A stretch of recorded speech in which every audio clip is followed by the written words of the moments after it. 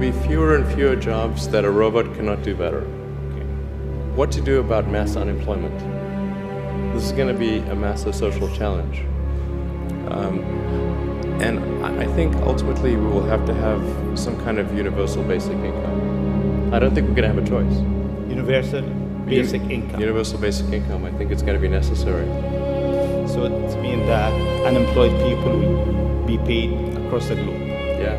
Because there is no job, machine, robot is taking over. That's simply and I want to be clear that these are not things that I think that I wish would happen. These are simply things that I think probably will happen. And if my assessment is correct and they probably will happen, then we need to say, what are we going to do about it? And I think some kind of a universal basic income is going to be necessary. Now, the output of goods and services will be extremely high. So with automation, there will come abundance. There will be almost everything will get very cheap.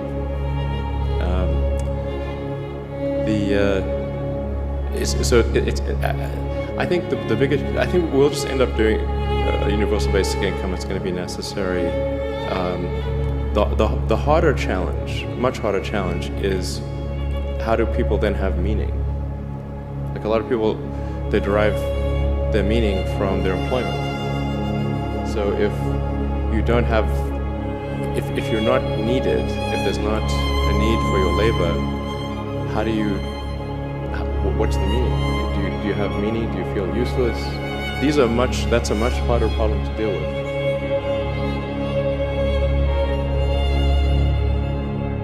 Can you see yourself working for somebody else? I never have. Can you see it?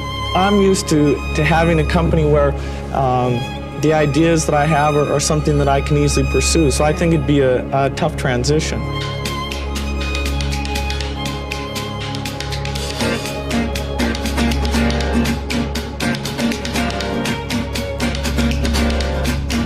If you had stayed at Harvard a few more years, would this computer revolution have passed you by?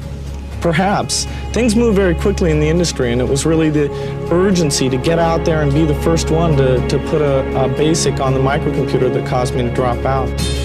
You're called a genius, and well, no, I don't think that embarrassed you at all. They call you a genius.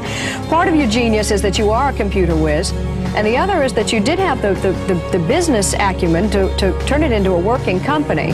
Are you a business genius too? Well, I wouldn't say genius.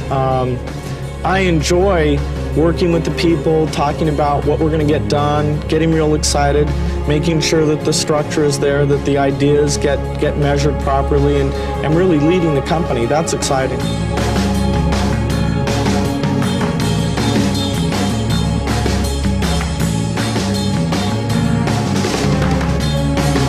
At the age of 28, in a field of work where burnout is common, are you going to burn out before you're 30? No.